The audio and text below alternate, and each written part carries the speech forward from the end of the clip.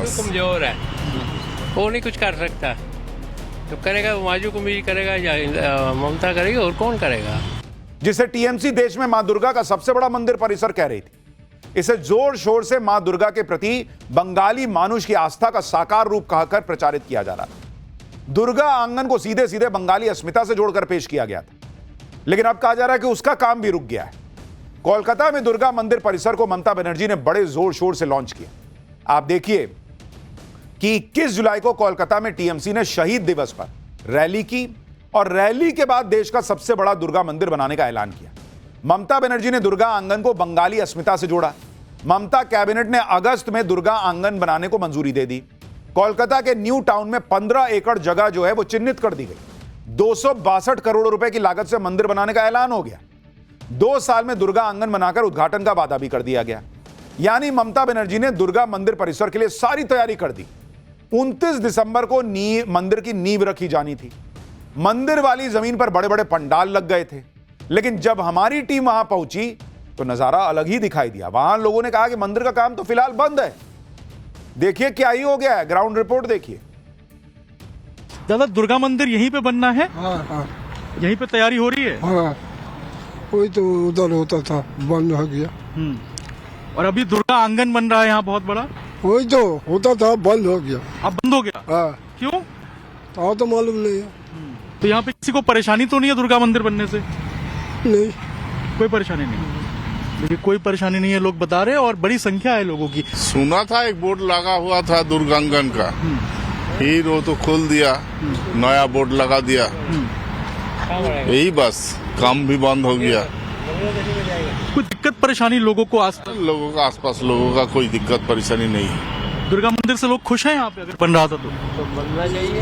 हम तो हिंदू है, दुर्गा आंगन दुर्गा मंदिर बनेगा तो अच्छा ही होता, लेकिन बंद हो गया। क्यों बंद हुआ, क्यों हुआ, किसी को मालूम नहीं है। मालूम नहीं। अच्छा, ये हुमायूं कबीर को जानते होंगे आप लोग। हुमायूं कबीर ने कहा है कि अगर यहाँ दुर्गा मंदिर बनेगा तो हम सड़क पे उतरेंगे, प्रदर्शन करेंगे। उसका बात है, हम लोग वो उसका बात है, वो सब ड्रामा है, वो सब ड्रामा यहाँ का हिंदू बस। कमजोर है, वो नहीं कुछ कर सकता। तो करेगा हुमायूं कबीर करेगा या ममता करेगी, और कौन करेगा? आप बंगाल से ये ग्राउंड रिपोर्ट देख रहे थे। वो साहब कह रहे थे कि यहां का हिंदू कमजोर है, क्या करेगा, कुछ नहीं कर पाएगा। लोग कह रहे हैं भाई पोस्टर लगा, पोस्टर हट गया, काम रुक गया, पता नहीं क्या हो रहा है।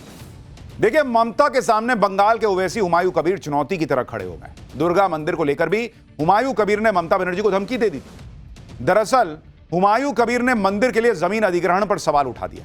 आरोप लगाया कि हिडको ने सरकारी पैसे से जमीन खरीदी। हिडको यानी बंगाल का housing infrastructure development corporation. Mamata Banerjee सरकारी पैसे से दुर्गा मंदिर का निर्माण कर रही हैं। जिस जमीन पर दुर्गा मंदिर बन रहा है वो मुसलमानों की है, ये हुमायूं कबीर ने कह दिया।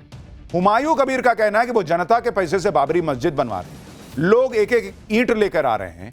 दूसरी तरफ ममता बनर्जी सरकारी पैसे से मंदिर कैसे बनवा रही हैं? हुमायूं कबीर ने धमकी दी है कि अगर ममता ने यह मंदिर बनवाया तो सड़क पे उतरकर मुसलमान और हुमायूं कबीर की पार्टी विरोध करेगी। सुनिए उनको।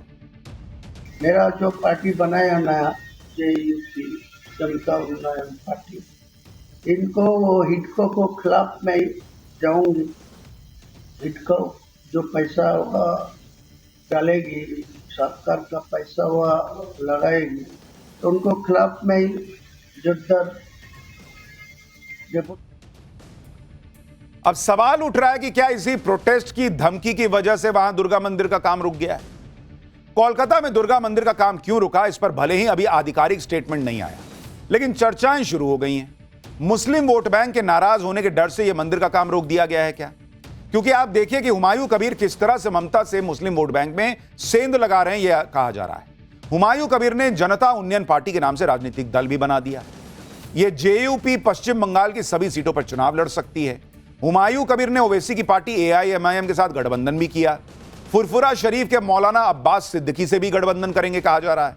मौलाना अब्बास सिद्दीकी की पार्टी इंडियन सेक्युलर फ्रंट है। अभी तक फुरफुरा शरीफ से ममता बनर्जी के लिए अपील होती थी। अब बंगाल में हुमायूं कबीर, ओवैसी और मौलाना अब्बास सिद्दीकी का गठजोड़ बन रहा है। हुमायूं कबीर पश्चिम बंगाल के 30% मुस्लिम वोट बैंक पर अपना दावा ठोकने लगे हैं और इसके लिए बाबरी मस्जिद को बड़ा मुद्दा बना रहे हैं और इससे मुसलमान इस मुद्दे से जुड़ रहे हैं और इसीलिए कहा जा रहा है कि कहीं ममता बनर्जी इस बात से परेशान तो नहीं है कि उधर मुसलमान टूट गया, पता चला इधर मंदिर बना तो उधर और मुस्लिम वोट बैंक छिटक गया, इधर बीजेपी हिंदू वोट बैंक को जो है वो अपने तरफ करने में लगी है। तो ममता बनर्जी के लिए चुनाव कठिन होता जा रहा है, ये चर्चाएं सब तरफ है। अब दुर्गा मंदिर के मुद्दे पर ममता बनर्जी घिर रही हैं, तो उनकी कुछ पुरानी तस्वीरें लोग सोशल मीडिया पर शेयर कर रहे हैं। इसी साल सितंबर में दुर्गा पूजा के पंडाल में एक व्यक्ति गाना गा रहा है जिसमें कहा जा रहा है कि मेरी आंखों में मदीना और दिल में काबा है। यह सब दुर्गा पूजा पंडाल में हो रहा था और ममता बनर्जी वहां ताली बजा रही थी।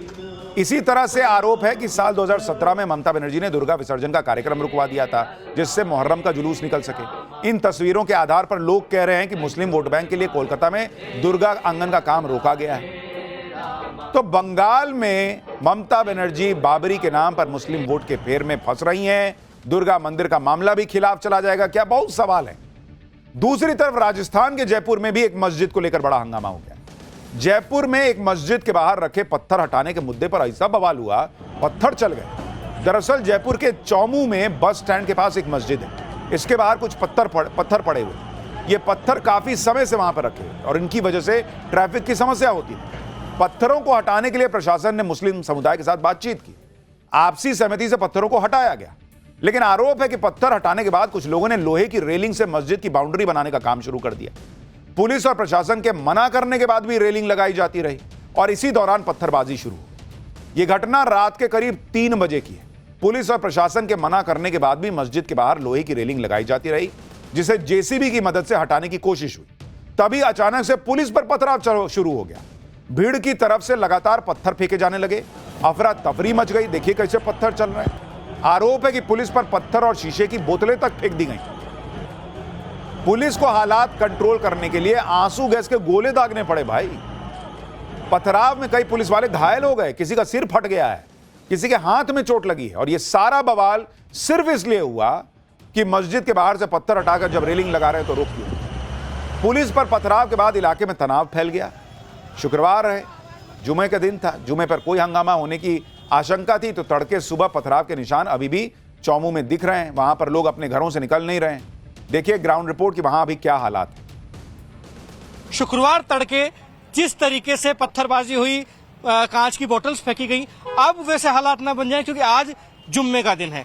ऐसे में तमाम लोग नमाज पढ़ने भी जाएंगे समुदाय विशेष के, तो वो उग्र ना हो जाए, आक्रामक ना हो जाए, इसलिए जो समुदाय विशेष के लोगों का इलाका है वहां पर भी एडिशनल फोर्सेस को डेप्यूट किया गया है। तो वहीं हालात जो है वो एकदम सन्नाटा पसरा हुआ है इन तमाम गलियों में, जहां आज देर रात को जिस तरीके से पत्थरबाजी हुई, पत्थर फेंके गए, बोतल फेंकी गई कांच की, वहां अब पूरा सन्नाटा पसरा हुआ है। एक भी व्यक्ति आपको बाहर निकलता हुआ नजर नहीं आएगा, कोई बाहर भी नहीं निकल रहा है। लेकिन पुलिस के वाहन लगातार इन गलियों में जा रहे हैं।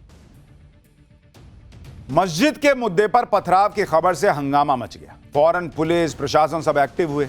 आप देखिए इस पूरी घटना में करीब 6 पुलिसकर्मी घायल हुए हैं जो अस्पताल में भर्ती हैं। घटना के बाद 24 घंटे के लिए इंटरनेट बंद करना पड़ा। पुलिस की टीम ने चौमू में फ्लैग मार्च किया है। घटना के बाद इलाके के बाजार बंद हैं। STF, Vajravahan, RAC, police line, Jaipur की टीमों के 500 जवान वहां मौजूद हैं। पथराव करने वाले आरोपियों की पहचान की जा रही है। फिलहाल हालात कंट्रोल में है और पुलिस लगातार मॉनिटरिंग कर रही है। सुनिए पुलिस ने पूरी घटना के बारे में क्या बताया। पूरी तरह से कंट्रोल में है। कल मतलब आज सुबह से ही कंट्रोल में थी और उसके पहले भी 2-3 घटनाएं हुई थी जिसमें कि विवाद उत्पन्न करने की कोशिश की गई थी, लेकिन पुलिस ने पूरी तरीके से उसको नियंत्रित कर लिया है। अभी हम लोगों ने पूरे इलाके को सैनिटाइज किया था, एरिया डोमिनेशन किया था, काफी सारे संदिग्ध लोगों को हम लोगों ने डिटेन किया है, उनसे पूछताछ करेंगे, उसके आधार पर जो भी मुलजिम होंगे उनको गिरफ्तार भी किया जाएगा। रात के अंधेरे में पुलिस पर पथराव करने वालों की अब धरपकड़ शुरू हो गई है।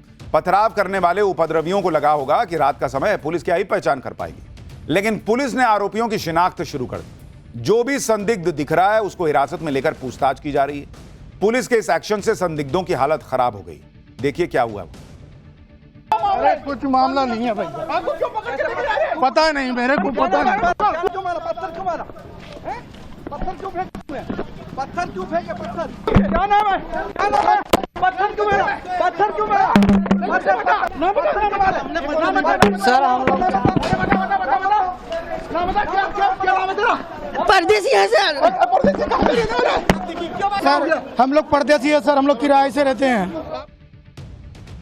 यानी राजस्थान की पुलिस भी इस मामले को हल्के में नहीं ले रही। जो आरोपी लग रहे हैं सबको कॉलर से पकड़कर टांग दिया है कि चलो जरा बताओ क्या किए थे वहां पर। सबसे पूछताछ हो रही है, आरोपियों की पहचान हो रही है। लेकिन एक सवाल लोग पूछ रहे हैं, इतने पत्थर हर बार आ कहां से जाते हैं?